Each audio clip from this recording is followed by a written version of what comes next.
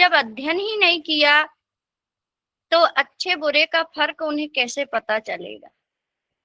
आज यही कारण है कि महिलाएं अपने आप को कमजोर समझ करके अपने अस्तित्व की रक्षा के लिए आगे नहीं आती, क्योंकि उन्हें इस बात का एहसास ही नहीं है।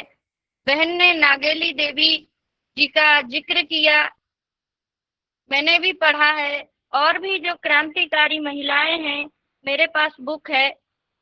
भारतीय इतिहास के आईने में दलित आंदोलन बहुत ही अच्छी है पुस्तक है। तो उसमें हमें बहुत ही महान क्रांतिकारी महिलाओं का नाम मिलता है, जिन्होंने इतिहास में अपने अस्तित्व के लिए बहुत ही बलिदान दिए हैं, बहुत ही कष्ट सहे हैं। तब जाकर के कहीं लोगों ने फिर भी विचार नहीं किए। वह तो बाबा साहेब जैसे महान विचारक, बुद्ध उपासक, महान पुरुष के यह विचार हैं जिन्होंने हमें संविधान में बराबरी के अधिकार दे दिए। आज भी महिलाएं शिक्षित होने के बाद भी, कुछ सत्य जानते हुए भी बात अपने अस्तित्व की आती है तो वह खड़ी नहीं होना चाहती। ऐसी भी महिलाएं मुझे मिलती हैं जो सारी चीजें जानते हुए भी अनदेखा करती हैं। इसका मतलब यह है कि वो अभी मानसिक गुलाम है। और जहां तक मैं जानती हूँ, मानसिक गुलाम लोग धम्म को स्वीकार नहीं कर सकते। धम्म रिसर्च करने की बात करता है। अत्य दीपो भव, धम्म अपना दीपक स्वयं बनो। जो चीज आपको अच्छी लगे, जो चीज आपके लिए सहूलियतमंद हो, उस व्यवस्था को अपनाना चाहिए, उस कार्य को अपनाना चाहिए, उस चीज को अपनाना चाहिए। लेकिन यदि इस बात को जानते हुए भी महिलाएं नहीं आ रही, इसका मतलब यह है कि वह मानसिक रूप से अभी जागरूक नहीं है। कई जगह पे पुरुष वर्ग भी सब कुछ जानते हुए, आज का दौर डिजिटल दौर है, सबके हाथ में मोबाइल है, कंप्यूटर है, और बहुत सारी चीजें, आज हम जागरूक हैं, आप सबके बीच जुड़े हैं, ये मोबाइल के माध्यम से संभव है।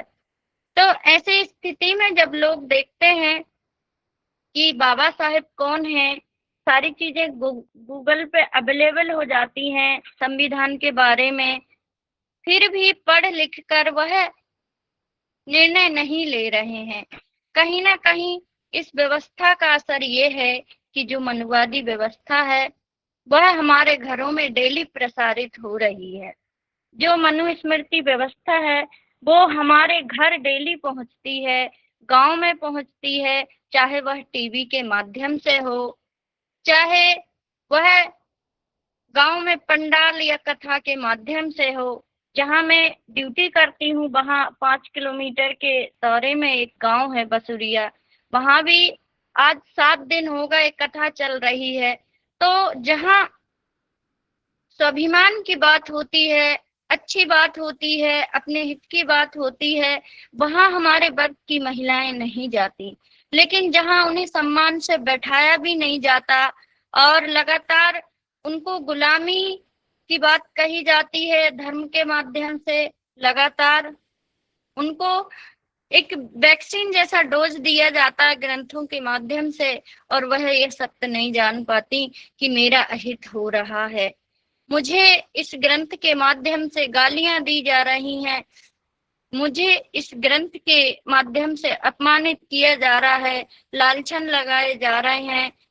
तो इस दौर में हमारी यह भूमिका बनती है कि हम महिलाओं को धम्म के बारे में बताएं, हम महिलाओं को धम्म से अनुभव जो हमें मिला है वह बताएं कि हम अपना जीवन कैसे कल्याणमय कर सकते हैं।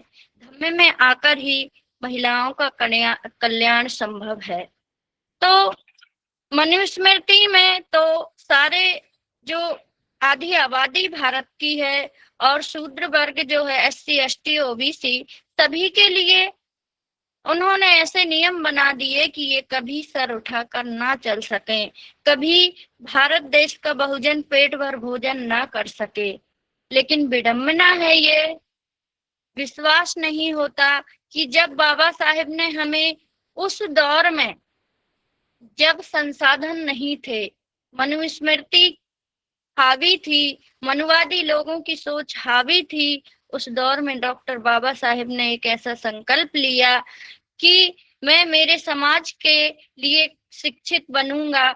बचपन से ही बहुत यातनाएं सही, और ये यातनाओं का मुख्य एक ही कारण था, मनुस्मृति, मनुवादी सोच, लोगों में भेदभाव वाली सोच, इंसान को इंसान न समझने वाली सोच।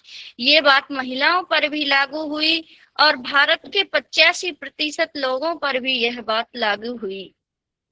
आज दौर है कि डॉक्टर बाबा साहेब की वजह से, संविधान की वजह से भारत में लोकतांत्रिक देश है, और डॉक्टर बाबा साहेब ने संविधान में हमें वोट का अधिकार दिया। उस अधिकार की वजह से हमें सम्मान थोड़ा बहुत मिलता है, वो भी जब तक उनका काम निकल ना जाए, वह सत्ता में काबिज ना हो जाए, तब तक। तो ऐसी व्यवस्थाएं आज भी हमारे देश में हैं, और हमारे महामानव ने ऐसी व्यवस्थाओं में संघर्ष किया, जिन व्यवस्थाओं में लोग सिर उठाकर नहीं चल पा रहे थे। वो महान पुरुष कितने सहनशील होंगे।